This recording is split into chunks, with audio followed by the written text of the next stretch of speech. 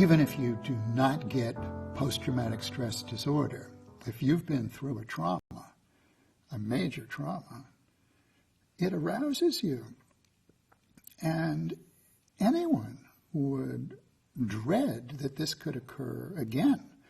So it is perfectly normal, healthy, appropriate to be in a state of distress and to be on guard against similar traumas occurring. Now, PTSD is a medical condition. It's a diagnosis. In a health sense, it's an abnormality, and it means that you're stuck and you need help to get out of being stuck. It doesn't literally mean that you have more adrenaline in your bloodstream, but it does mean that your threshold for being made nervous has been lowered, and you are in a general state of anxiety. Post-traumatic stress disorder is in the anxiety chapter, and one of the 3 sets of problems that come with PTSD is having a lowered threshold for anxious arousal.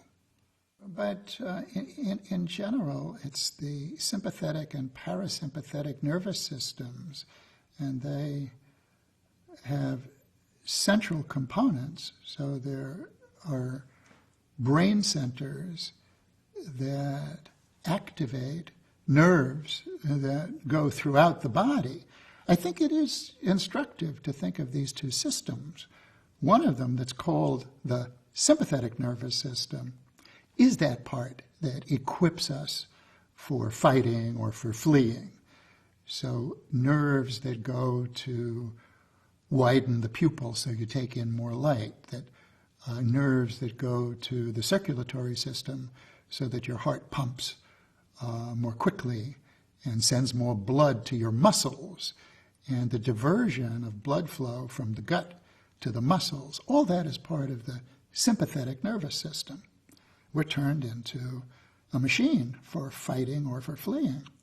But there's a whole different system, and that part has us feeling and behaving as though we've been poisoned, or as though we're close to poison. And we evacuate what's in us. We vomit, we retch, we get diarrhea. We are purging ourselves of poison. That's very, very different from fighting and fleeing.